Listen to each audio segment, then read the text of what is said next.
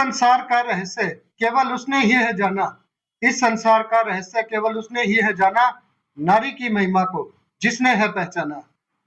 सो क्यों मंदा आखिए जिन जमे राजान, महादेव और माँ पार्वती के अर्धनारीश्वर स्वरूप की पूजा करते हैं हम सब।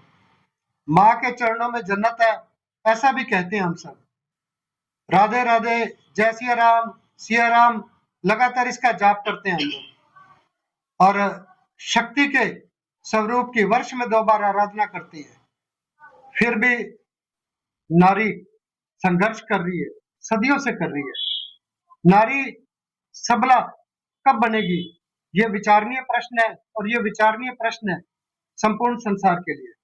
नमस्कार मित्रों, महिला दिवस के विशेष अवसर पर आज हमारे साथ मेहमान है डॉक्टर अमृतपाल कौर, जो नेट क्वालिफाइड है श्री गंगानगर लोकसभा क्षेत्र से। 2024 के चुनाव में भाजपा की ओर से इनके द्वारा टिकट मांगा गया था, मजबूत स्थिति में थे लेकिन टिकट नहीं मिला। खैर, ये सब भाग्य की बातें हैं। नमस्ते मैडम। जी नमस्कार सर। जी, महिला दिवस है और एक प्रश्न हमेशा मेरे मन में चलता रहता है जी कि महिला दिवस जो मनाने का उद्देश्य है जी वो नारी को सशक्त बनाना है या पुरुषों की जो विचारधारा है उसमें परिवर्तन लाना है। जी, सबसे पहले मैं आप सभी को, अपने देशवासियों और अपने प्रदेशवासियों को महिला दिवस की हार्दिक शुभकामनाएं देती हूँ। इसके साथ ही अभी जैसे हाल ही में रंगों का त्योहार भी आ रहा है, तो आप सभी को होली की भी हार्दिक शुभकामनाएं। आपने जिस तरह से एक सवाल पूछा है कि महिला या पुरुष की मानसिकता में बदलाव, तो मेरा ये मानना है कि महिला दिवस मनाने के पीछे ये दोनों एक बैलेंस है। पुरुष की मानसिकता में भी बदलाव आने का एक मुद्दा है कि उनकी पुरुष की मानसिकता में बदलाव आए, और महिलाओं को जो सामाजिक और राजनीतिक दायित्व मिलते हैं और जो उनके उत्थान की बात की जाती है, तो महिला दिवस इसी। और जब अगर मैं बात करूं कि महिला दिवस की शुरुआत सबसे पहले न्यूयॉर्क में की गई थी, और इसकी शुरुआत के पीछे कारण भी यही था कि महिलाओं को राजनीतिक और सामाजिक मंच मिले, उनको समानता की भावना रहे और उन्हें वोट देने का अधिकार मिले। तो मुझे लगता है कि महिला दिवस अपने आप में, आप मानते हैं कि women is the power, power the name of women, तो आप समझते हैं कि महिला का दूसरा नाम शक्ति है। और शक्ति, जी, और शक्ति ही हमारे आप समझते हैं कि समाज में महिला हमेशा पूजनीय रही हैं, अग्रणी रही हैं, और महिलाएं आज के समय में महिलाएं हर क्षेत्र में आगे हैं और अग्रणी ही रहेंगी। कारण क्या है कि हम लगातार सुनते हैं नारी का संघर्ष। जी, ये संघर्ष एक्चुअल में है क्या? किससे संघर्ष कर रही है नारी? नारी नारी से संघर्ष कर रही है, नारी पुरुषों से संघर्ष कर रही है, नारी खुद के अस्तित्व के लिए लड़ रही है।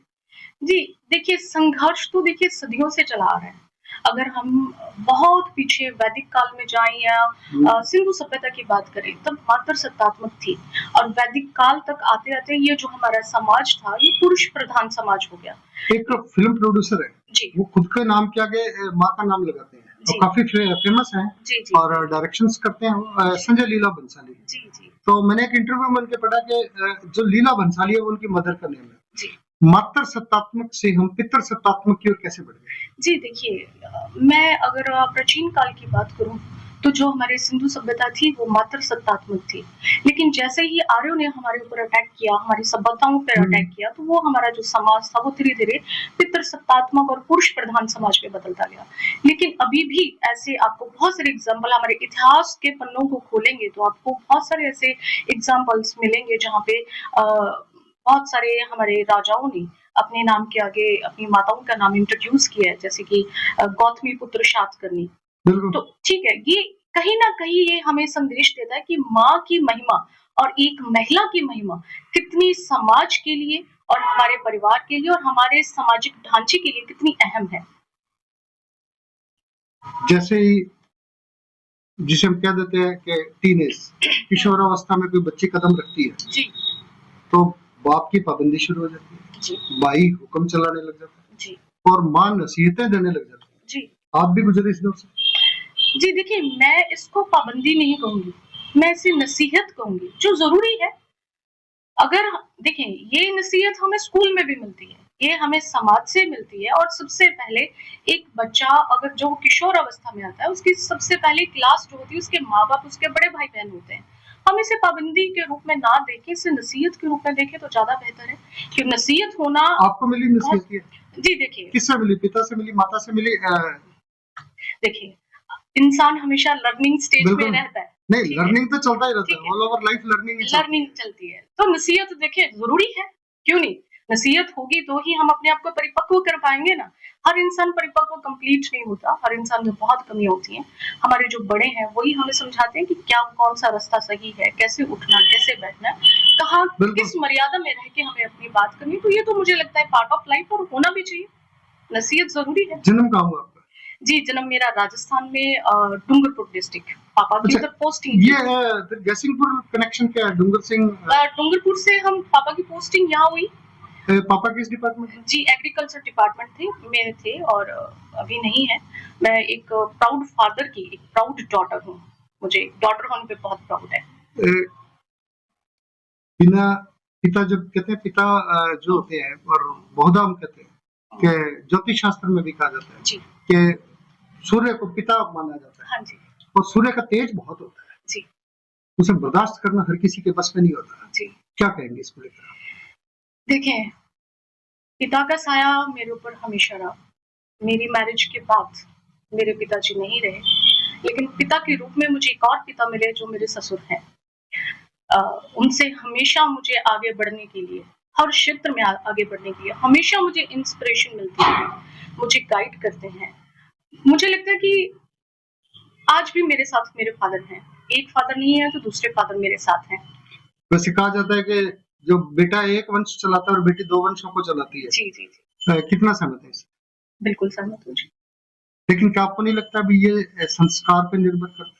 जी, ये डेफिनेटली आपकी अपब्रिंगिंग पर निर्भर करता है कि आपको आपके परिवार ने किस तरह के संस्कार दिए हैं, और बहुत कुछ ये डिपेंड करता है कि आप कितने एजुकेटेड हैं। जब एक महिला शिक्षित होती है तो वो कई पीढ़ियों को शिक्षित करती है, वो पूरे समाज को शिक्षित कर सकती है, वो अपनी गली मोहल्लों के बच्चों को भी शिक्षित करती है। जैसे कि मैं अपनी जॉब के दौरान, मैंने अपनी एजुकेशन के दौरान बहुत सारे स्टूडेंट्स, फीमेल स्टूडेंट्स को स्पेशली मैंने उन्हें फ्री ऑफ कॉस्ट एजुकेशन दी और अभी भी जारी है।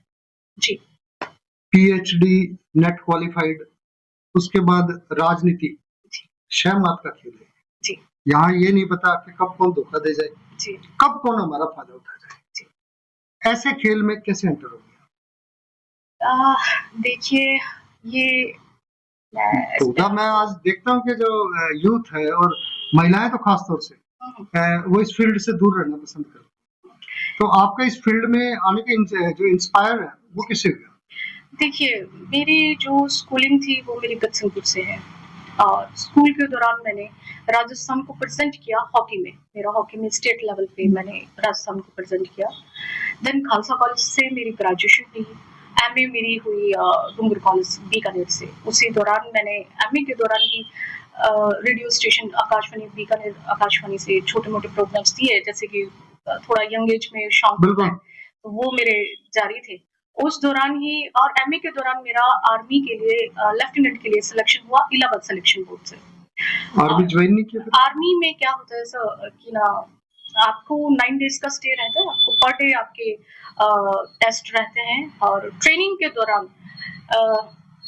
दौरान मैंने एक अपने कुलीग की, अपनी फ्रेंड की हेल्प की, और उस हेल्प के कारण मुझे खामियाजा भुगतना पड़ा कि मुझे डिस्क्वालीफाई कर दिया गया। किस वजह से? क्या हेल्प किया आपने?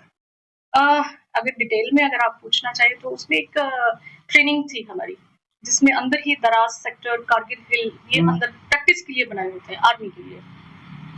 उस दौरान उसके ऊपर चढ़ना था, और मेरा ऊपर चढ़ना हो गया, और वो चढ़ रही थी तो मैंने उनको हेल्प के लिए हाथ आगे बढ़ा दिया। वो चढ़ गई एंड आई रोल्ड डाउन, मैं गिर गई। तो बस वो इतना ही समय लेते हैं। मुझे मेरठ से कॉल थी, आर्मी लेफ्टिनेंट। ओके। देन मेरे एमए फाइनल एग्जाम थे तो मैं नहीं जा पाई, और फिर मेरा पीएचडी मेरा शुरू हुआ। उसके लिए मैंने शादी, पीएचडी शादी के बाद ही पहले ही? जी, मैं बता दूं, मेरी अनमैरिड थी जब मेरी पीएचडी स्टार्ट हुई। 5 ईयर का प्रोसेस होता है। देन पीएचडी के दौरान मेरे नेशनल इंटरनेशनल पेपर पब्लिश हुए। मैंने क्राइम पे रिसर्च किया, crime and punishment in Bikaner state. मेरा जो थीसिस है वो क्राइम पे है। एंड देन जो मेरा थोड़ा सा पोर्शन रहता था पीएचडी का, उस दौरान मेरी मैरिज हुई।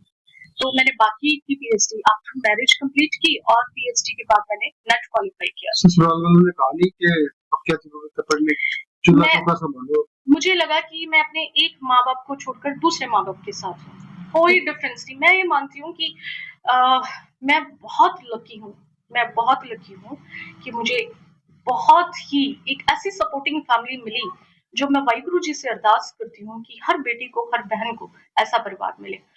हस्बैंड क्या करते हैं आपके? जी, मेरे हस्बैंड का अब्रॉड में बिजनेस है। जी, क्या शुभ नाम है? जी उनका नाम सरदार गगनदीप सिंह। क्वालिफाइड कितना? जी, उन्होंने एमबीए किया हुआ है। एमबीए किया हुआ। जी, अभी वो बिजनेस में है। एक जब एक समान स्तर आ जाता है, जी, जिसको हम शिक्षा का स्तर बोलते हैं, जी, कहते हैं कि दो विद्वान आपस में एक साथ नहीं रह सकते, जी। तो इसको कैसे मैनेज किया आप लोगों ने? जी, देखिए मैं आपको बताऊँ कि कहते हैं ना कि बेटियाँ बाप के बहुत करीब होती हैं। बिल्कुल। होती हैं। बहुत नसीहत मिलती है फादर से और बहुत अटैच भी होती हैं। मैं आपको ये बताऊँ कि मेरे हस्बैंड हैं, उन्होंने मेरी इस तरह से उनकी तरफ से मुझे स्नेह और मार्गदर्शन मिलता है जैसे फादर की तरफ से। हमारा बहुत ही अच्छा बॉन्ड है और मुझे हर जगह मैं अगर आज इस क्षेत्र में हूँ, तो आप समझ सकते हैं कि मुझे अपने इन-लॉज़ से और अपने हस्बैंड से कितना सपोर्ट है। ऐसा कुछ टकराव नहीं होता हमारे विचारों का, वो मुझे हमेशा गाइड नहीं, करते हैं। कभी-कभी कहते हैं कि बिटिया के साथ कुछ नमकीन कभी-कभी हो जाता है। ऐसा खट्टी-मीठी कुछ तो चलता रहता है, नहीं, लेकिन कुछ ऐसा इतना कुछ खट्टा-मीठा ज़्यादा भी खट्टा नहीं हो जाता। नहीं, नहीं ज़्यादा खट्टा हुआ तो फिर फट ही जाएगा। जी, जी, जी, नहीं, ऐसा कभी नहीं हुआ। ए, कभी कुछ खट्टा-मीठा हुआ, तो ये मनाने की पहल किसने की, आपने या उन्होंने? या ऐसी कोई एक्चुअली नौबत यहाँ तक नहीं पहुँची? मनाने की नौबत कम पहुँचती है, लेकिन मैं ही मनाती हूँ, क्योंकि मुझे अच्छा, पता है मेरे में कमी होती है और वो मुझे करेक्ट कर रहे होते हैं। हो सकता है उनको भी ऐसा लगता हो कि यार मुझे ऐसा नहीं करना चाहिए था, तो क्योंकि उसी स्थिति में मनाया जाता है, जब दोनों तरफ से बराबर ऐसा विचार होता है हाँ, कि जब हम खुद को सही सही मान लेते हैं, तब हम कभी किसी को नहीं मना पाते। जी। हाँ, एक्चुअली वो मुझे तभी कहते हैं जब मेरे में कुछ कमी रहती है, मेरी किसी बात में वो मुझे समझाते हैं। बिल्कुल। तो अगर मैं ना मानूँ, तो मुझे लग रहा होता है कि मैंने नहीं मानी उनकी बात, तो फिर मैं उनको सॉरी बोल देती हूँ और इवन कि वैसे ऐसा स्टेज बहुत कम आती है कि कुछ मनाने की कंडीशन रहे। कितने साल हो गए शादी को? जी, मेरी मैरिज को हो गए 10 ईयर हो गए। शादी कहाँ हुई? जी, मेरी शादी मोहाली। मोहाली यानी जी, चंडीगढ़। जी, जी, जी। चंडीगढ़ और श्री गंगानगर की महिलाओं की स्थिति में क्या मूलभूत फर्क क्या मानते जी, देखिए, मैं ये मानती हूँ कि महिलाओं की स्थिति में अब कहीं बहुत ज़्यादा अंतर नहीं है। हैं? वो चाहे चंडीगढ़ की महिला हो चाहे श्री गंगानगर जी, की। क्योंकि एजुकेशन देखिए हमारी सरकार की जो पॉलिसीज़ हैं, भारतीय जनता पार्टी की और हमारी प्रदेश सरकार की जो पॉलिसीज़ हैं, इनका मेन मुद्दा है कि महिलाओं को साक्षर करना और मुझे लगता है कि नहीं, साक्षरता काफ़ी फैल चुकी देखिए है। बीजेपी बात करती है 33% आरक्षण महिलाओं को देंगे, हुँ, हुँ। 50% देंगे। अच्छा, इसमें एक टाइम लिमिट्स बहुत आगे का दे दिया जी, ये एप्लीकेबल बाद में होगा, तो इसे कितना ठीक मानती है? जबकि जो भी आप प्रावधान लाए उसे तुरंत लागू करना चाहिए। जी, देखिए एजुकेशन के मामले में मुझे लगता है कि यहाँ की महिलाएँ बहुत साक्षर हैं। चंडीगढ़ की महिलाएँ सक्षम है, थोड़ा-सा ये जो डिफरेंस लगता है कि मुझे लगता है कि वहाँ की महिलाएँ थोड़ी ज़्यादा कामकाजी हैं। जॉब पे ज़्यादा है वहाँ की females comparative to Rajasthan and Shri only Ganganagar. Job का फर्क मानते हैं। हाँ जी, बाकी मुझे लगता है कि यहाँ पे भी डेवलप है और डेवलपमेंट मैं मानती हूँ कि मानसिकता से होती है, ना कि ये कि आपने मॉडर्न कपड़े पहन लिए या फिर आप बहुत अच्छा नहीं, लाइफ़स्टाइल मॉडर्न है। कपड़ों से क्या sense? Modern in the sense वे थोड़ी उधड़ी सी जीन्स, हाँ, मतलब थोड़ा-सा आप मतलब थोड़ा आज के टाइम का जैसे ट्रेंड है जो आप यूथ इसको मॉडर्न मानते हैं? जी, मैं ये मानती हूँ कि आधुनिकता है, कहीं न कहीं रोल हमारे मीडिया का, नहीं, हमारे आधुनिकता सोशल परंपरागत भी तो हो सकती जी, है। एक महिला सलवार सूट में भी बहुत सुंदर लगती है, और बिल्कुल उसके वही मैंने अलावा कहा। साड़ी में भी बहुत सुंदर जी, लगती है। बिल्कुल, तो बिल्कुल। आधुनिकता का ये पैमाना सिर्फ ड्रेस से ही थोड़े ना होता नहीं, है। आधुनिक तो विचारों से हुआ जाता है। बिल्कुल, मैंने आपको यही कहा कि मॉडर्निटी हमारे ब्रेन से, हमारे सोच-विचार से, हमारे कपड़ों से नहीं, हमारा व्यक्तित्व ही हमारी पहचान है। बिल्कुल। जी, तो जब हम बात करते हैं, आप कितने भी मॉडर्न बन के बैठे हो, आपको बात करने की एटिकेट्स नहीं हो, आपको अपने आप को प्रेज़ेंट करना नहीं आता हो, बिल्कुल। तो मुझे लगता है कि हमें वहाँ पे सीखने की ज़रूरत है। मेरा फिर उसी प्रश्न पे मैं आ रहा हूँ जी, कि इतनी आपकी सुंदर और सुखद लाइफ, जी, जैसा आप कह रही हैं कि भगवान सबको ऐसी जिंदगी दे, बिल्कुल। तो राजनीति में ना कैसे होगा? यहाँ तो दिन रात देखिए कि बिल्कुल एक दूसरे को पॉलिसीज बनाई जाती है कि इसको गिराना कैसे है, इसको हरेसमेंट कैसे देना है, इसको टेक ओवर कैसे करना है, हुँ, और बिल्कुल लिखा भी हुआ है काफी सारी जगह पे भी इसको तो कब्रों के ऊपर महल बनाए जाते हैं राजनीति में। जी।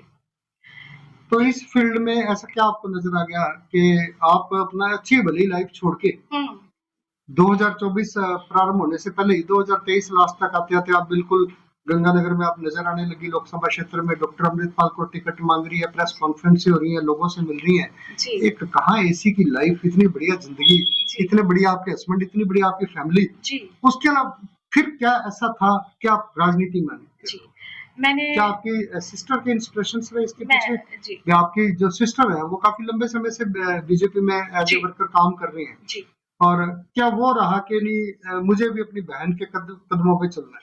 जी, देखिए मैंने आपको जैसे बताया कि मैंने आर्मी के लिए प्रयास किया था, लेफ्टिनेंट के लिए सेलेक्ट थी मैं।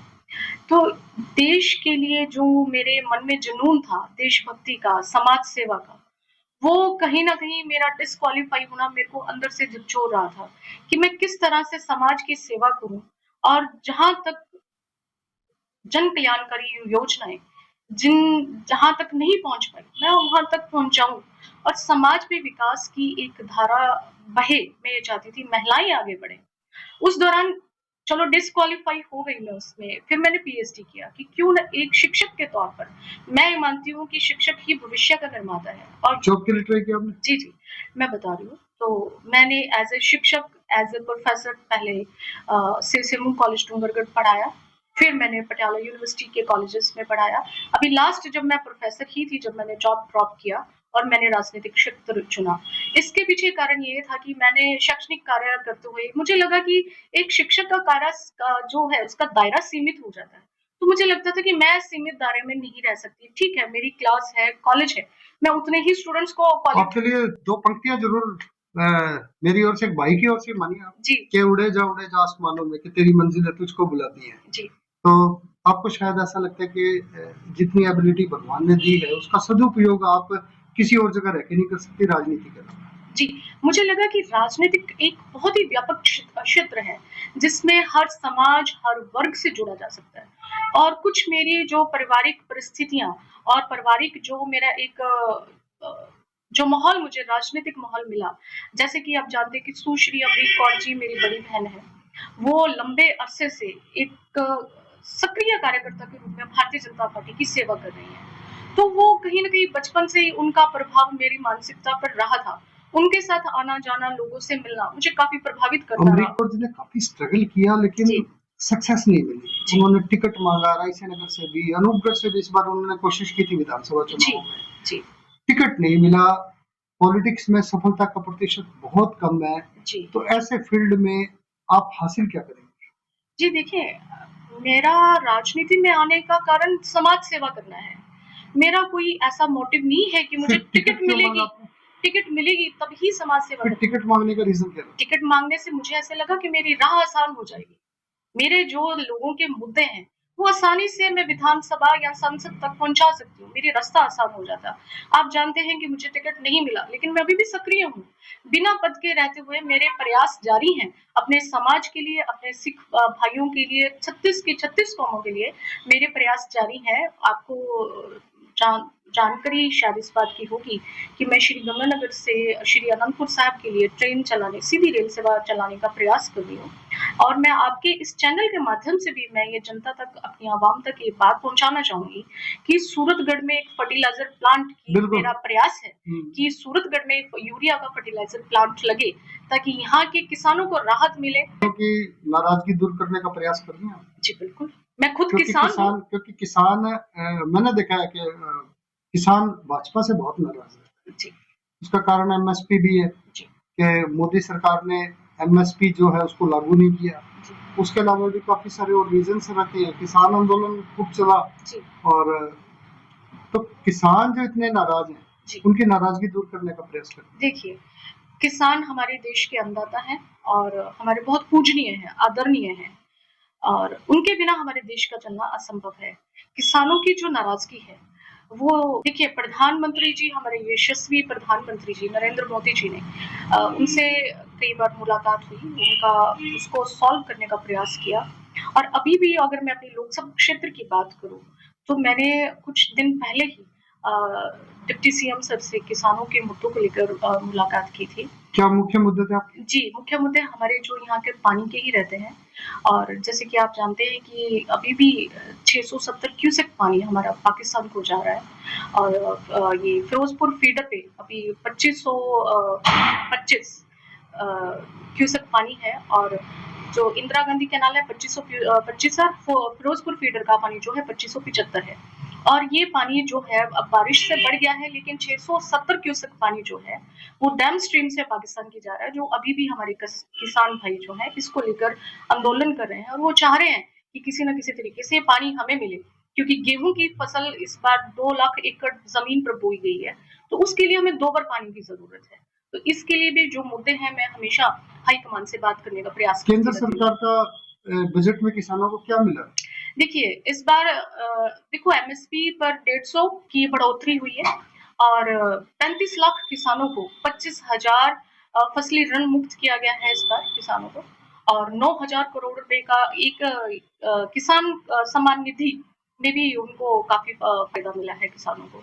और देखिए केंद्र सरकार हमेशा ही हमारे सिख भाइयों का हमारे किसानों का ख्याल रखती है और आप जानते हैं कि कॉरिडोर खोला गया हमारा श्री करतारपुर साहिब का कॉरिडोर खोला गया 26 दिसंबर जो हमारा है बाल दिवस के रूप में हमारे साहिबजादों के रूप में अपनाया जाने लगा। सरकार ने हमेशा ख्याल रखा है लेकिन देखिए कुछ एंटी पार्टीज होती हैं जो थोड़ा सा कहीं ना कहीं बरगलाकर इन मुद्दों को हवा दे देती हैं पर मुझे लगता है ये मुद्दे बहुत जल्दी सॉल्व होंगे और हमारे यहाँ के किसानों को जल्दी ही केंद्र सरकार राज्य सरकार जी महिलाओं के उत्थान हेतु क्या काम करती है?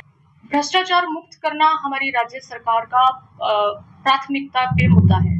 देखिए भ्रष्टाचार जो अपराध हैं मैं 2023 की बात करूं तो 2023 में और 2024 का जो डाटा है अपराधों का उसमें 7.74 का गिरावट आई है, अपराधों में कमी आई है और हत्या के जो प्रयास है वो 9.11 कम हुए हैं और जो हत्या का जो एक अटेम्प्ट टू मर्डर होता है और एक मर्डर होता है, मर्डर में जो है 9.11 कम हुआ है और अटेम्प्ट टू मर्डर में भी इसमें रेशो में आपके कमी हिसाब आई से है। तो इंडिया बिल्कुल नीट क्लीन हो गया, कुछ भी नहीं हो रहा देखिए और अपराध कम हो गया जबकि स्थानीय स्तर पर भी मैं निरंतर देखता हूँ जी महिलाओं के साथ छीना झपटी हो रही है, उनकी बालियां छीन के ले जाते हैं, जी उसके बाद महिलाएं सुरक्षित नहीं है, जी बच्चियों के साथ रेप हो रही है, तो आखिर नारी सुरक्षित कैसे होगी? देखिए नारी प्रशासन सुरक्षित करेगा उन्हें, एनजीओ सुरक्षित करेंगे, जी इतना कुछ चल रहा है जी और किस तरह से फिर नारी सुरक्षित होगी? ये असुरक्षा की जो घटनाएं हैं जी ये लगातार बढ़ रही है। देखिए नारी के लिए देखिए 65 anti squad Romeo anti squad का यूनिट का गठन किया गया है। नारी की हेल्प के लिए हेल्पलाइन नंबर 1090 शुरू किया गया है। 1000 नए पदों पर भर्ती की गई है कांस्टेबल्स की और जो बच्चों के साथ दुष्कर्म है वो 2.89% कम हुआ है। ये मैं रिकॉर्डेड जो दर्ज किए गए केस हैं उनके डेटा दे रही हूँ क्योंकि हमारी राज्य सरकार निरंतर संवेदनशीलता के साथ अपराध भ्रष्टाचार और नारी के विरुद्ध अपराधों के लिए प्रति संवेदनशील है और जो ये मैं आंकड़े आपको बता रही हूँ ये दर्शाते हैं कि हमारी सरकार कितनी संवेदनशीलता से इन मुद्दों पर प्राथमिकता से कार्य कर रही है। कभी ऐसा भी हुआ मुख्यतः होता है कि कोई महिला जा रही होती है जी और तिरछी नजरों से कई बार पुरुष देख लेते हैं, जी कभी गुजरे इस पीड़ा से? देखें मुझे अभी तक मेरा राजनीतिक क्षेत्र जब शुरू हुआ इस क्षेत्र में आने से मेरा जो शुरू किया मैंने मुझे अभी तक कोई ऐसा एक्सपीरियंस नहीं हुआ। मैं इस पॉडकास्ट के माध्यम से कहना चाहती हूँ कि महिलाओं को कहना चाहती हूँ कि आप संकोच नहीं करें, आपके अंदर इतनी शक्ति है, आपके अंदर इतनी क्षमता है, आप निकलिए घर से, आप अपने सपनों को पूरा करिए। मैं इस क्षेत्र में आने के बाद मैंने आप समझते हैं कि मेरा मतलब लोगों से संपर्क रहा, मेरा हाई कमान से संपर्क रहा, लोगों की तरफ से जनता से जो मुझे अथाह स्नेह जो आशीर्वाद मिला मैं उसके लिए आपके चैनल के माध्यम से उनका कोटि-कोटि नमन उनको धन्यवाद करती हूँ जो आप मुझे निरंतर स्नेह दे रहे हैं। हाई कमान से मुझे सबने बेटा, बेटी, बेटा, बेटी इन्हीं शब्दों के संबोधन से मुझे बुलाया। तो मुझे नहीं लगता और मैं ये मानती हूँ कि जब हम अपनी मर्यादाओं में रह के बात करते हैं, जब हम अपने आत्मविश्वास से बात करते हैं, तो मुझे नहीं लगता कि हमें कभी तिरछी नजरों का सामना करना पड़ता है। महिलाएं जी घर में भी सुरक्षा नहीं महसूस करती, महिलाएं घर से बाहर भी सुरक्षित नहीं है, जी तो महिलाएं सुरक्षित होंगी कैसे? देखिए, इसके लिए महिलाओं को भी आगे आना पड़ेगा। अगर आपके साथ किसी महिला के साथ कोई इस तरह का उत्पीड़न होता है, तो हमारा समाज का जो सामाजिक ढांचा है, जो हमारा पारंपरिक एक ढांचा है कि लोग क्या कहेंगे, समाज क्या कहेगा, बिल्कुल। परिवार वाले क्या कहेंगे, इन-लॉज़ क्या कहेंगे, ये जो हमारी मर्यादाएँ हैं और उसमें महिलाएँ कहीं न कहीं दबकर रह जाती हैं। इन सब संबंधों को ध्यान में रखते हुए, इन रिश्तों की मर्यादाओं को ध्यान में रखते हुए, वो उन संबंधों को बनाए रखने के लिए अपने आप के मन को दबा लेती है। तो मुझे लगता है कि उनको खुद को भी सामने आना चाहिए। जब आपके अंदर आत्मविश्वास है, तो आप अपने आत्मविश्वास के साथ खड़ी रहें और अगर कुछ गलत होता है, तो उसके खिलाफ आवाज़ उठाएँ। आरक्षित वर्ग से आप जी। कितना लाभ मिला आरक्षण का? जी, आरक्षण का अभी तक मैंने लाभ लिया नहीं। वाई? लोग तो यहाँ आंदोलन करते हैं, धरने प्रदर्शन होते हैं देखिए, और इतना सब कुछ चल रहा है, तो आरक्षण का लाभ क्यों नहीं लिया? क्योंकि देखिए जो मेरी एजुकेशन है उसमें मेरे जो मार्क्स रहे वो जनरल के बराबर रहे और जॉब मेरी गवर्नमेंट जॉब अभी मैंने ट्राई किया नहीं, मेरी प्राइवेट जॉब थी। मेरी जो परसेंटेज थी it's equal to general categories और अभी मुझे ठीक है, अगर मैंने टिकट मुझे मिलती है, वो ज़रूर मुझे आरक्षण की कैटेगरी में मिलेगी। मतलब फर्स्ट अटेम्प्ट है ये आपका जी। आरक्षण के लिए? ये आरक्षण का सब फायदा चाहिए आपको? नहीं, फ़ायदा नहीं चाहिए। मुझे समाज की सेवा करनी है। अगर पार्टी मुझे मौका देती है, ज़िम्मेदारी देती है, मेरे पे विश्वास जताती है, तो मेरे लिए राह आसान हो जाएगी अपने समाज के, अपने लोगों के मुद्दों को ऊपर तक ले जाने की। अगर मेरे को मौका नहीं मिलता, तो मैं आपको इसी तरह से अपने समाज की सेवा करते ही मिलूँगी। जी, मानती हैं कि जातिगत आरक्षण होता है? जी, होता है। कैसे लाभ मिलेगा? मैं तो देखता हूँ रोजाना वही सब कुछ, वही गरीबी नहीं जा रही, हुँ, बच्चे पढ़ नहीं रहे, हुँ, वही सारी समस्याएं हैं। हुँ। कुछ लोगों तक ये लाभ सीमित हो गया, आपको नहीं लगता ऐसा? जातिगत आरक्षण देखिए हमारी गवर्नमेंट ने हमें दिया है। नहीं, क्या आपको ऐसा नहीं लगता कि वास्तव में जिनको लाभ मिलना चाहिए मुझे वहां तक ये पहुंच नहीं पा रहा? मुझे लगता है कि आरक्षण ज़रूरतमंद के लिए होना चाहिए। जरूरतमंद के लिए। ज़रूरतमंद के लिए आरक्षण होना चाहिए और जातिगत आरक्षण हमें इसलिए मिला कि जो दलित समाज से जो लोग आते हैं, वो शुरू से उनके साथ आज भी ऐसे बहुत सारे गाँव और ऐसे बहुत सारे बिल्कुल। मिलेंगे, दूल्हों को घोड़ी पे नहीं चढ़ने दिया नहीं जाता। चढ़ने दिया जाता। आज भी ऐसे बहुत सारी जगह ऐसी जहाँ पे जहाँ गाँव सिर्फ की खान पान के आधार पर भेदभाव होता है। जी, गाँव की बनावट आपको ऐसी मिलेगी हाँ कि जो बिल्कुल, जनरल जिसमें कास्ट के लोग सेंटर में होंगे और एससी कास्ट के लोग आउटर नहीं, साइड में जनरल होंगे। में देखिए, जनरल में बहुत सारी कास्ट है जी, भाई, आप उसको इस हर को कंपेयर नहीं कर सकते, जी, जी, वो तो विचारधारा की बात है। जी, और लेकिन बात है, जो मुख्य रूप से बात है जी। कि आखिर ये लाभ मिलेगा कैसे? देखिए, लाभ आज आप इस पे देखिए कि एक राजनीतिक क्षेत्र की बात करता हूँ, जी, टिकट मिल रहा है, जी, लगातार मिल रहा है, जी। उन्हीं को मिल रहा है, हुँ। तो अन्य जो लोग हैं वो कैसे आगे बढ़ेंगे? मेरा यही कहना है लोकसभा क्षेत्र के अपनी जनता को कि आप कैंडिडेट को देखिए, उसकी काबिलियत देखिए, ना कि एक समाज देखें, ना ही किसी जाति को देखें। आप अपना कैंडिडेट देखें कि आप अगर अपना बहुमूल्य वोट दे रहे हैं किसी को, वो आपकी उम्मीदों पर कितना खरा उतरने वाला है। बिल्कुल। आप कैंडिडेट को देखें। आप ये नहीं कि ठीक है इस जाति के लोग हैं तो इनको देना है या इस समाज के लोग हैं तो इनको देना। आप कैंडिडेट देखिए ना, अब कहाँ वो समय रहा कि मैं ये कहूँ कि मुझे इसको वोट देना और मैं आपको भी कहूँगी आप भी इसको दें। अब ऐसा नहीं है। लोग खुद अपने लेवल पर जाके उस कैंडिडेट को परखते हैं और परखना भी चाहिए ना। आप अपना एक कैंडिडेट चुनने जा रहे हैं जो आपकी समस्याओं का समाधान करेगा। ये नहीं कि आप कई सालों से लोग एक ही कुर्सी पर बैठे हुए हैं, लेकिन वो जनता के बीच में नहीं पहुँचते। तो क्या आप उन्हीं को रिपीट करेंगे? क्या आप उन्हीं को बार-बार आप वोट देके टिकट देंगे या फिर आप उन्हीं को वोट देके बार-बार जितवाते रहेंगे और बाद में कहेंगे हमारे ये काम नहीं होते? आप किसी नए को आने दीजिए, उससे परखिए। एक राष्ट्रीय लेवल की एक योजना चलती है, जी। जिसको पहले नरेगा बोलते थे और अब मनरेगा बोलने लगे।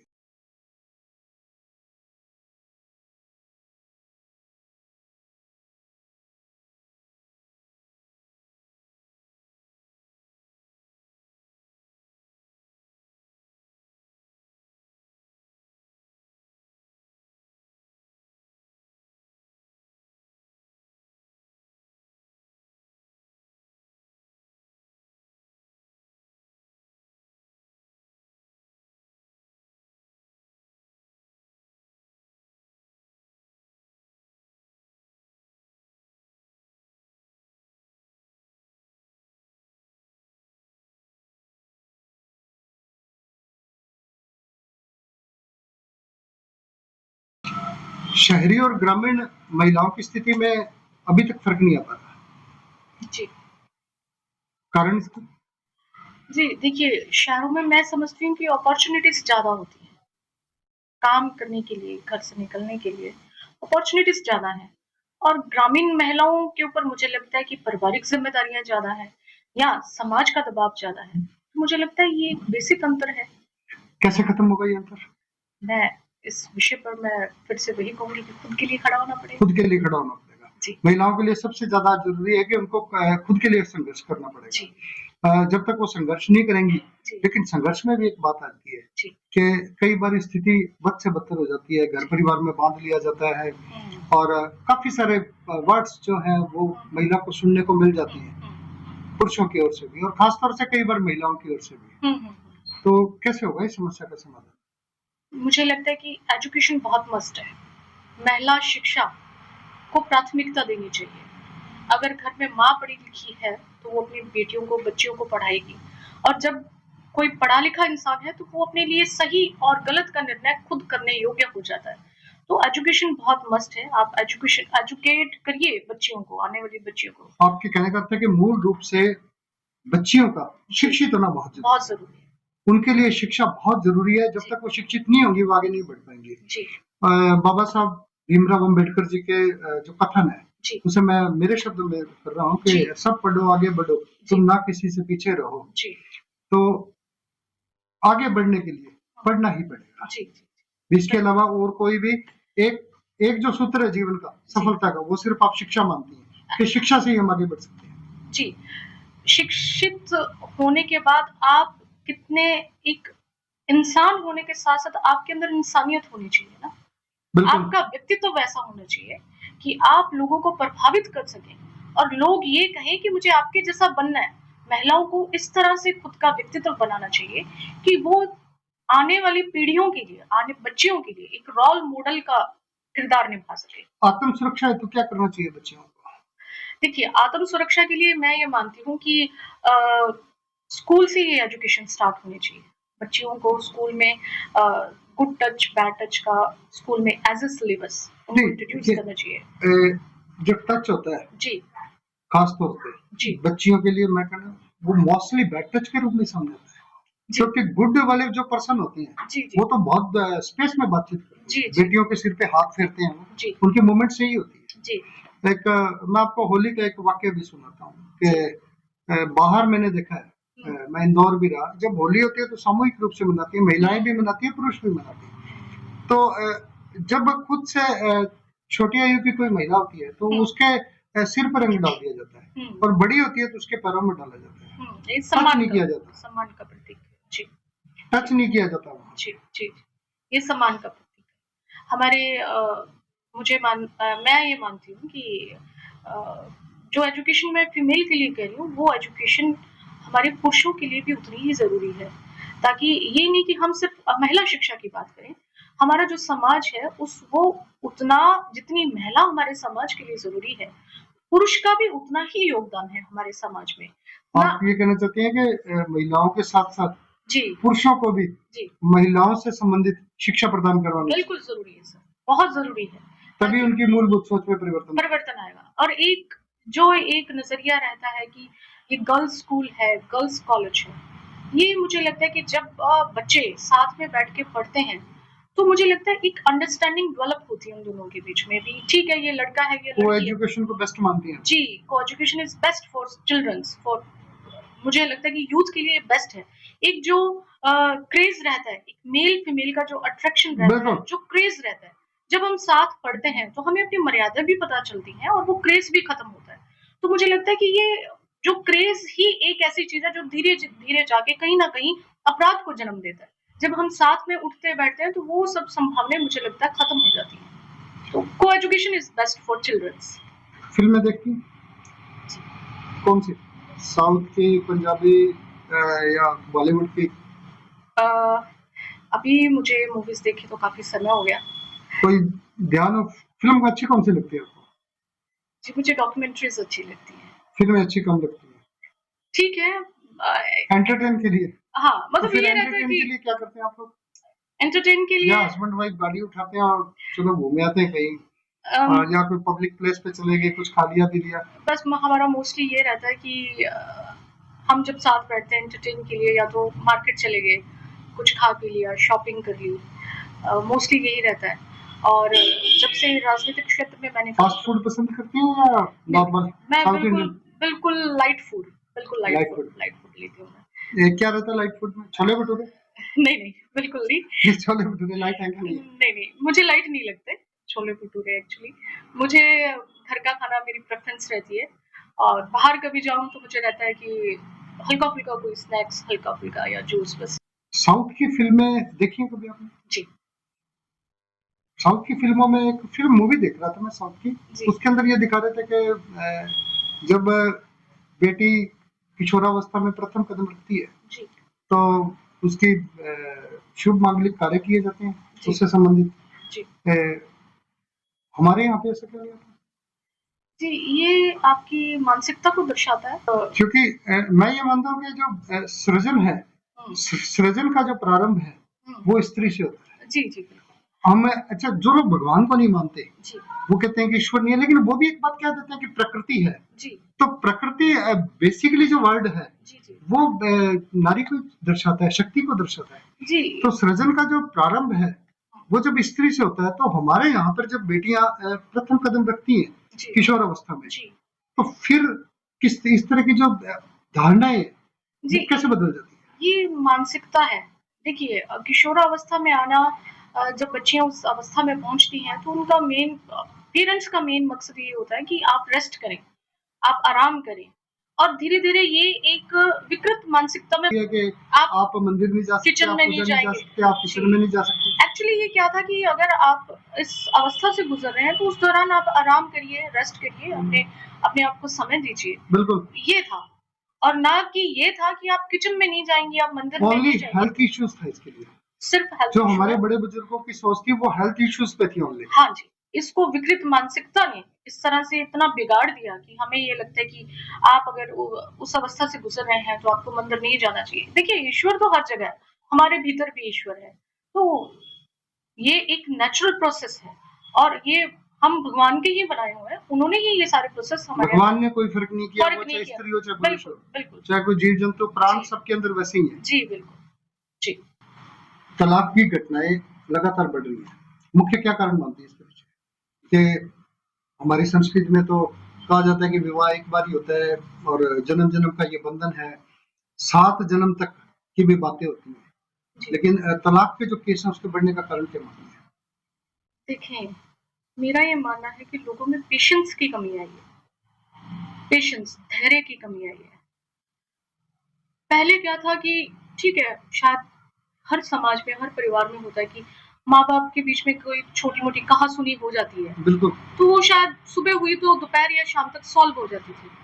लेकिन अब की जनरेशन में मुझे लगता है कि अगर हस्बैंड वाइफ में अगर कोई छोटी किसी भी बात को लेकर कहा-सुनी हो जाए, तो वो ईगो इतनी एक-दूसरे की हर्ट करते हैं, या ईगो उनके बीच में आ जाती है, या पेशेंस, धैर्य नहीं है, तो उनको लगता है कि हम एक-दूसरे के साथ आगे कंटिन्यू नहीं कर सकते। तो मुझे लगता है कि उनको धैर्य और संयम के साथ, और रिश्तों की जो भावनाएँ हैं, किसी भी रिश्ते को मजबूत करने की जो भावनाएँ हैं, उनको ध्यान में रखें, उन भावनाओं का सम्मान करें, एक-दूसरे की भावनाओं का, पेशेंस रखें, और जो भी समस्या है, मुझे लगता है कि अगर 2 जने मिल बैठ के खुद की समस्या को खुद हल करें, तो मुझे लगता है ज़्यादा बेस्ट है किसी क्या आपको तीसरे लगता को है बताने कि तलाक सिर्फ हस्बैंड या वाइफ इन दोनों की वजह से ही होता है या फैमिली का भी कोई इसमें रोल रहता है? देखें कि वही बात है ना कि आजकल, पहले तो मेरा ये मानना है कि हस्बैंड और वाइफ जो जब 2 जने अपना एक परिवार को कंटिन्यू करने का एक बंधन में बंधते हैं, तो सारी ज़िम्मेदारी उन दोनों को खुद को उठानी चाहिए। ये नहीं कि छोटी-सी कोई भी बात हुई, लड़की अपने पेरेंट्स को बता रही है या लड़का अपने पेरेंट्स को बता रहा है। जब माँ-बाप इन्वॉल्व हो जाते हैं तो नेचुरल है कि माँ-बाप ने अपने बच्चों को बड़े लाड-प्यार से पाला होता है। तो वो भी कहीं न कहीं कहते हैं अभी ठीक है। वैसे मेरा ये मानना है कि माँ-बाप की यही रहती है कि कोई बात नहीं, छोड़ो, कंटिन्यू करो, कोई बात नहीं, होता है, हर परिवार में होता है।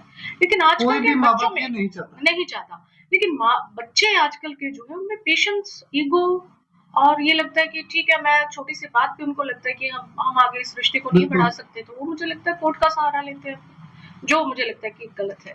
दहेज कारण नहीं लगता आपको इसके लिए?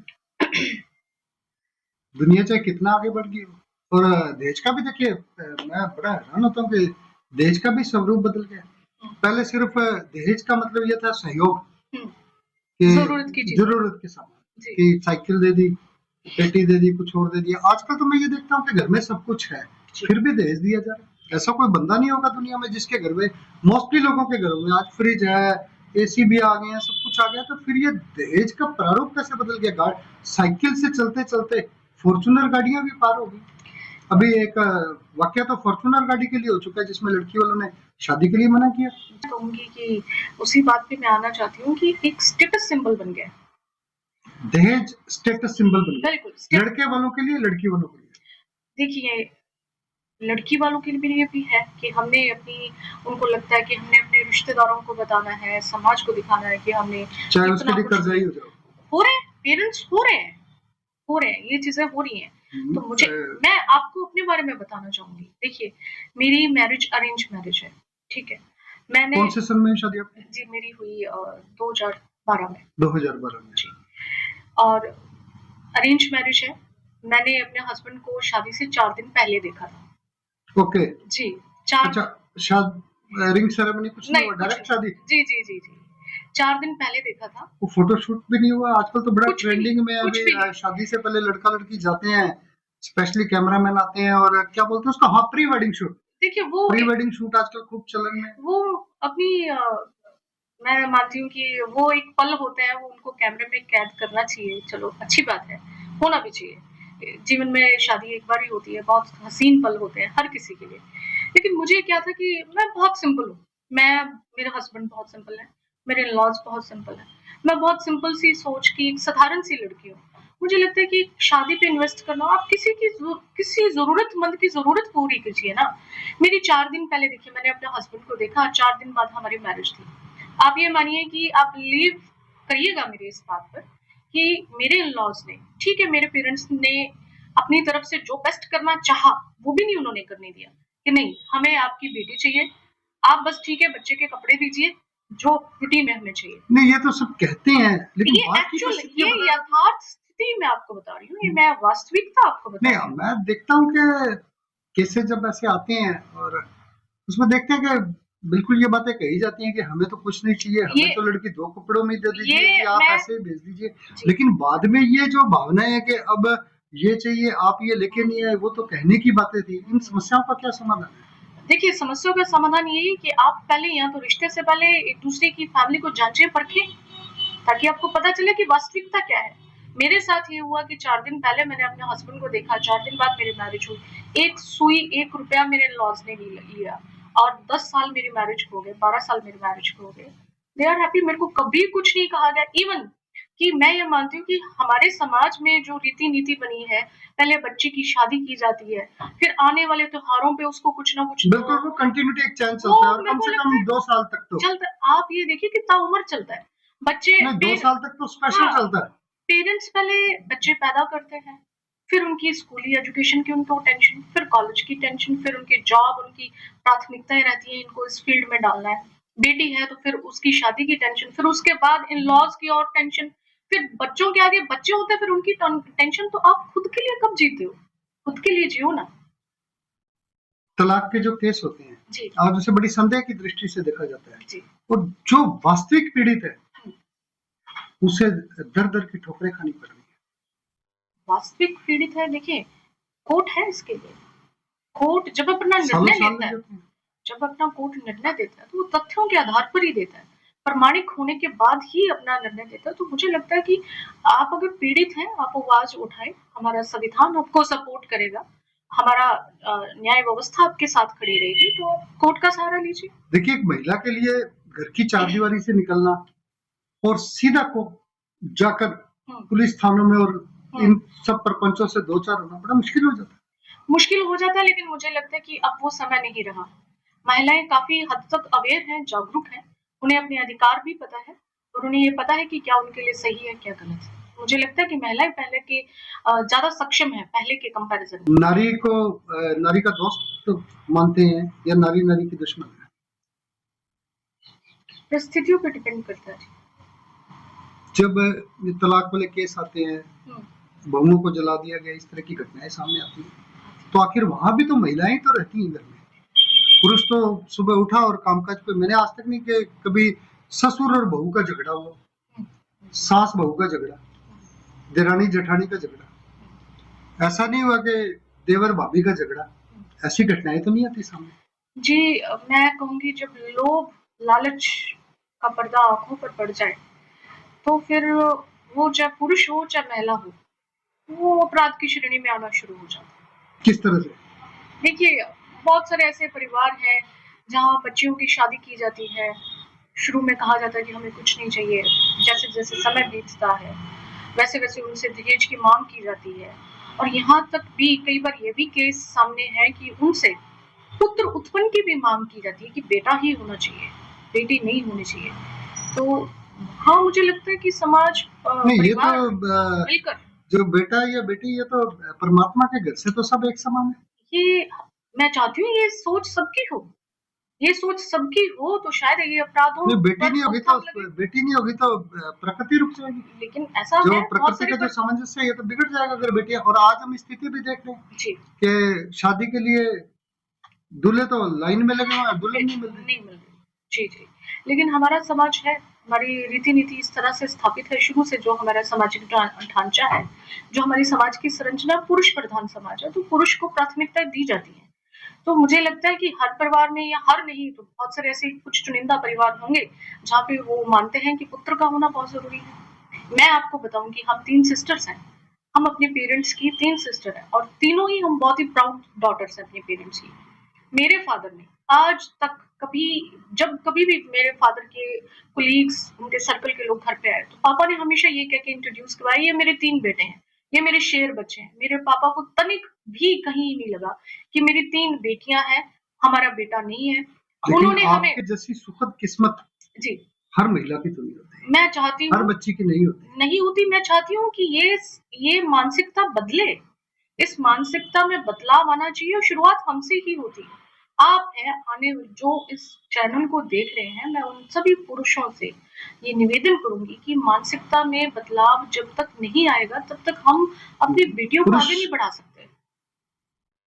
मानसिकता में बदलाव महिलाओं के लिए जरूरी है, पुरुषों के लिए? दोनों के लिए बैलेंस, दोनों के लिए। जिस तरह सामाजिक ढांचे के लिए, परिवार के ढांचे के लिए जितना योगदान एक महिला का है उतना ही योगदान पुरुष का है। तो मुझे लगता है कि मानसिकता में दोनों का विकसित अगर दिमाग होगा तो ही हमारा बेटा समाज बेटी एक समान होने जी चाहिए, बिल्कुल बिल्कुल बहू बेटी एक समान होने चाहिए। जी बिल्कुल होने चाहिए और है। मैं एग्जाम्पल हूँ, मैं बिल्कुल एग्जाम्पल हूँ। मेरे फादर की हम 3 बेटियां हैं, मेरे फादर प्राउड फादर हैं और हमने उनको हमेशा प्राउड करवाया है।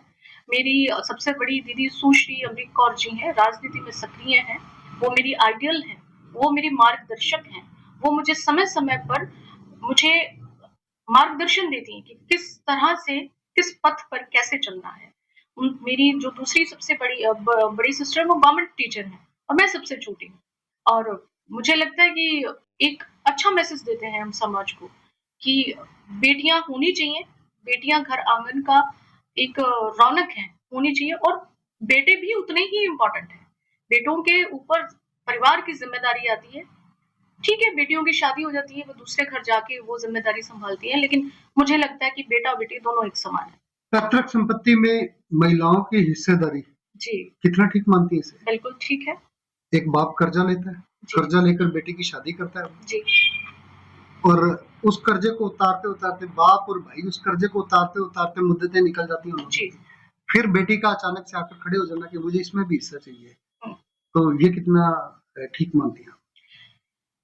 देखें कि मुझे लगता है और कि ये भी कहा जाता है कि बेटियों को, तो आपने खुद भी कहा है जी कि शादी के बाद लगातार ही कुछ ना कुछ चलता रहता है, घर परिवार, तो ये क्या भाई के अधिकारों का हनन नहीं मानते हो?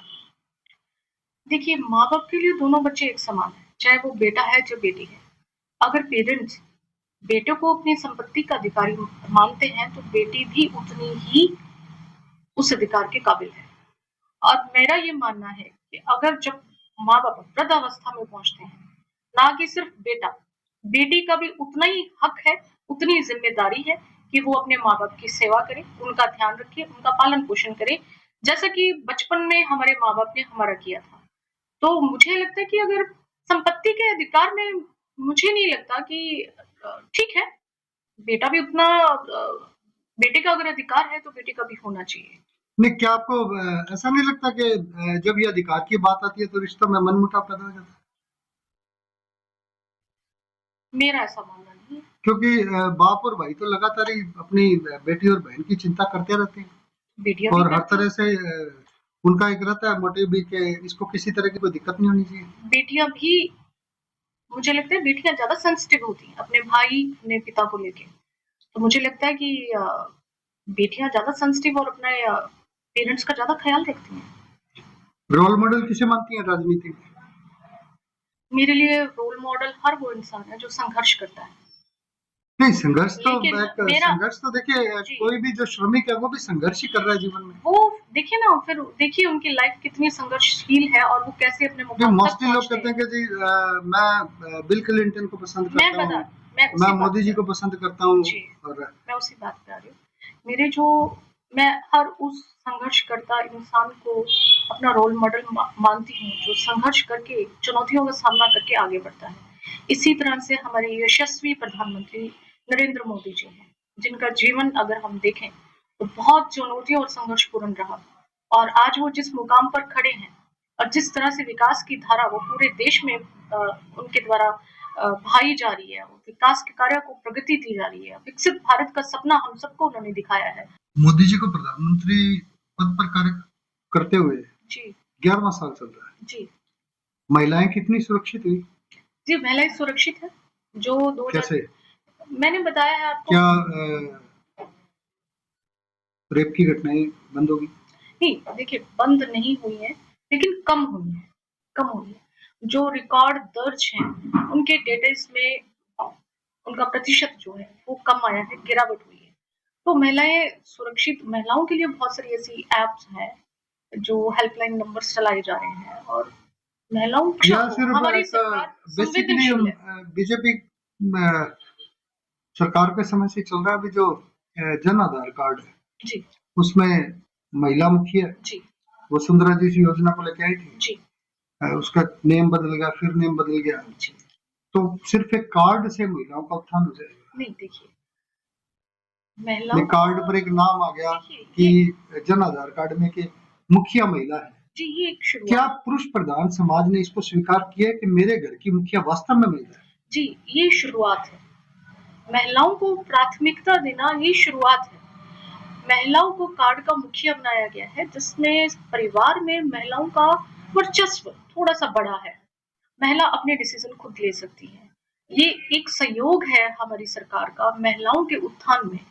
और रही बात पुरुष की, क्या पूछ रहे थे आप? पुरुष का वर्चस्व।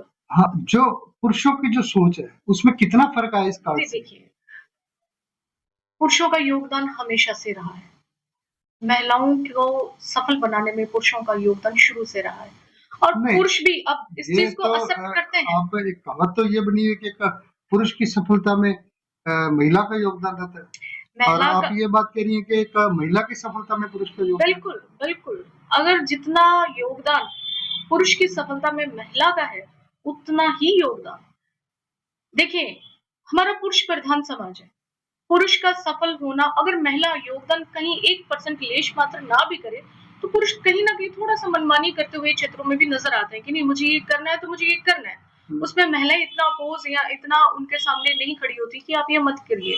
लेकिन महिलाओं को जब कोई अपना स्टैंड लेना पड़ता है, तो अगर कोई पुरुष उनका सपोर्ट करे तो एक बहुत बड़ी बात है। तो मुझे लगता है कि महिला जनप्रतिनिधियों का दायरा सीमित क्यों रहता है? चुनाव से पहले तो जब चुनाव होता है तो खूब सारे दावे किए जाते हैं, वक्तव्य भी आते हैं, लेकिन अभी जो स्थिति है जी उसमें यही है कि जैसे महिला चुनाव जीत जाती है वो पद पर आ जाती है, जी उसके बाद जो दायित्व है सारा वो उस घर के पुरुष संभालते हैं।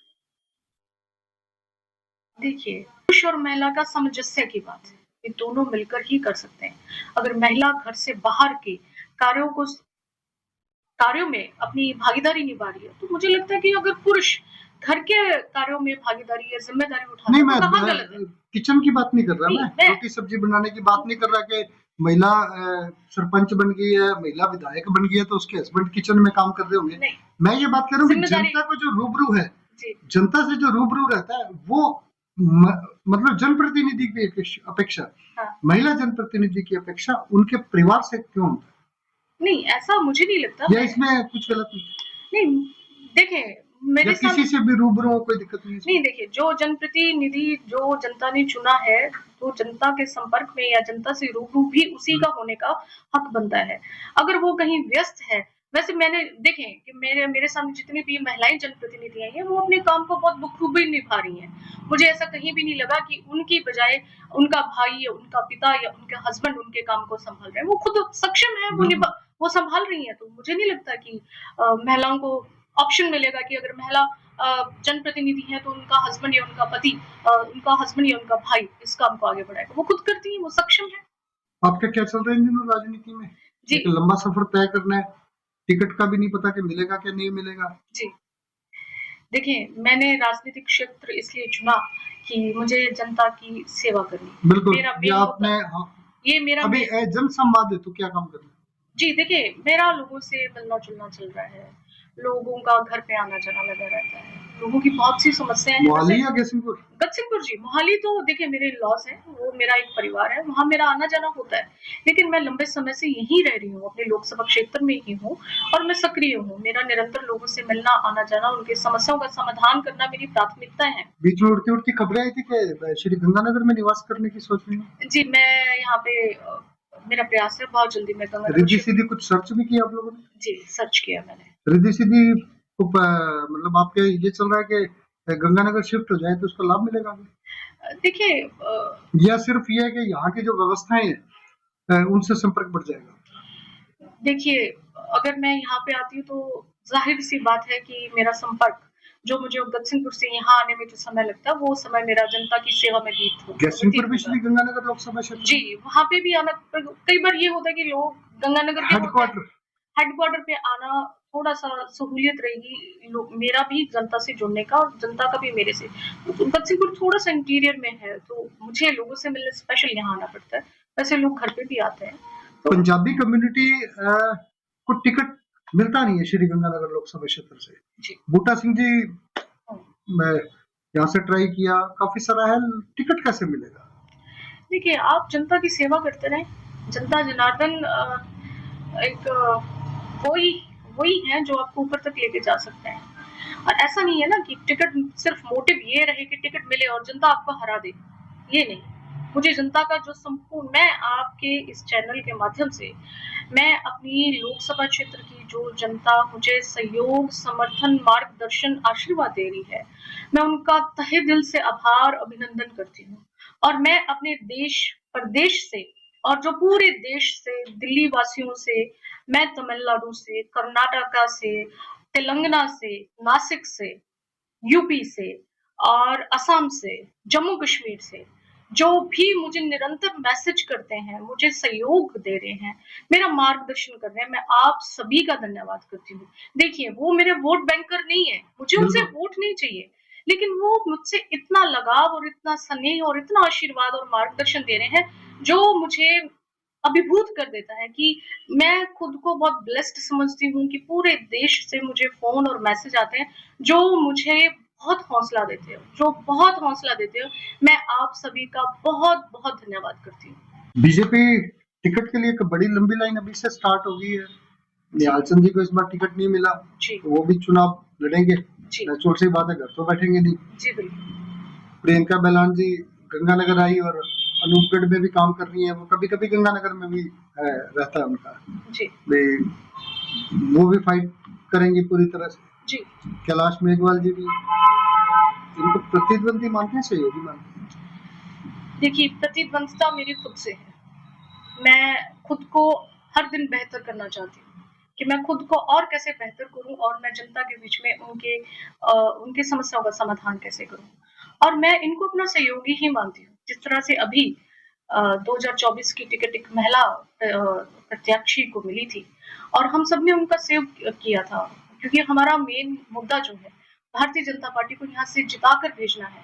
और जीती नहीं बीजेपी, जी चुनाव हार गई जी 84,000 वोटों से, जी जबकि निहाल चंद जी को जब टिकट मिला वो काफी बार जीते इसको। जी देखिए, निहाल चंद जी, क्या आपको नहीं लगता कि एक टिकट का ये नुकसान हुआ इस पर बीजेपी को? निहाल चंद जी मेरे बड़े भैया के समान है। हमारा पारिवारिक संबंध भी है, आना जाना लगा रहता है, मार्गदर्शक भी है।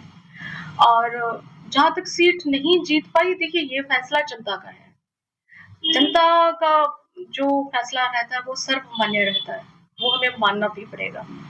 और देखें, इस बार जनता किसे मौका देती है ये तो जनता पे निर्भर करता है। मैं ये मानती हूँ कि जनता सोच विचार कर, ना सिर्फ अपनी आंखें खोलकर, मुझे लगता है कि दिमाग से सोच विचार कर अपना अपना वोट दे और ऐसे कैंडिडेट को आपको दे नहीं जो लगता उनके भी साथ बहुत रहे। लंबा समय पड़ा है? अभी तो 2025 प्रारंभ ही हुआ है, क्वार्टर में ही चल रहे हैं 2025 के, देखिए 2029। जी, देखिए समय मुझे नहीं लगता बहुत लंबा समय है, मुझे लगता है बहुत कम है। मुझे लगता है कि अ, समय, देखें, समय निर्धारित नहीं करता है कि आप क्या करते हैं। मुझे लगता है कि जनता के बीच में रहो, जनता की सेवा करो, और मैं हमेशा अपनी जनता के बीच में रहती हूँ, उनके साथ खड़ी हूँ। उनकी समस्याओं को लेके मैं आगे जाना चाहती हूँ, उनकी समस्याओं का समाधान करना चाहती हूँ। मैं अपने लोकसभा क्षेत्र की आवाज़ बनना चाहती हूँ, और ये इतना सहयोग मुझे मिल रहा है। मुझे पूर्ण रूप से मेरे मेरे लोकसभा क्षेत्र के वासियों का आशीर्वाद मिल रहा है, मुझे सहयोग मिल रहा है, जो मुझे हौसला दे रहे हैं आगे बढ़ने के लिए। महिला होने पर गर्व महसूस करती हैं या सोचती हैं कि अगले जन्म में नारी ना कीजिए? जी, मैं बिल्कुल गौरवान्वित हूँ कि मैं एक महिला हूँ, और मैं प्राउड फादर की एक प्राउड डॉटर हूँ। क्या कहेंगी और चलते चलते मुझे लगता महिलाओं है के जितनी लिए? क्षमताएं महिलाओं में होती है, महिलाओं के लिए मैं यही कहूंगी कि आत्मनिर्भर बने, आत्मविश्वास रखें। मैं चाहूंगी कि घर से निकले, कोई भी क्षेत्र हो, आप खुद को अपनी क्षमताओं के साथ उस क्षेत्र में अपने कारोबार में लगाइए, आपको जरूर सफलता मिलेगी।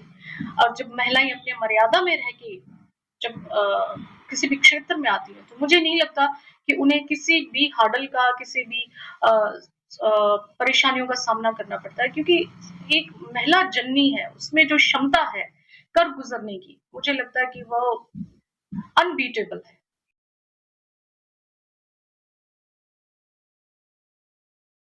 सृजन नारी का अधिकार है या पुरुष पुरुष का कर्तव्य है? जी, दोनों। आज का जो पॉडकास्ट है वो डॉक्टर अमृतपाल कौर के साथ रहा, और काफी कुछ मुझे भी सीखने का मौका मिला कि सिर्फ जो चेतना की जरूरत है वो महिलाओं के साथ साथ पुरुषों को भी है। हम एक समान है, परमात्मा ने हमें एक समान बनाया है। परमात्मा ने कहीं कोई फर्क नहीं छोड़ा, अपने अपने गुण दिए हैं। महिलाओं के बिना घर भी नहीं चलता, हाउसवाइफ के लिए मोस्टली कह दिया जाता है, लेकिन हाउसवाइफ अगर 2 दिन के लिए अस्वस्थ हो जाए तो घर पटरी से उतर जाता है। और मेरा आपसे निवेदन रहेगा कि महिलाओं को सम्मान अवश्य प्रदान करें, और मेरे माताओं बहनों से भी निवेदन है कि पुरुष आपके सहभागी हैं, वो आपके शत्रु नहीं है। जी, और नारी के लिए मैं जरूर कहना चाहूंगा कि जब नारी करती है नारी का सम्मान, तो मिलते हैं नारी जीवन को श्रेष्ठ आयाम। आप सबको महिला दिवस की बहुत बहुत बधाई, शुभकामनाएं। और एक निवेदन आपके इस दोस्त का जरूर रहेगा आज आपसे कि हमारे चैनल को सब्सक्राइब करें, इसे फॉलो करें, और ज्यादा से ज्यादा जन जन तक पहुंचाने का कार्य करें। धन्यवाद। जय हिंद, जय भारत। आरबी टॉक शो से आपका राजेश अरोड़ा।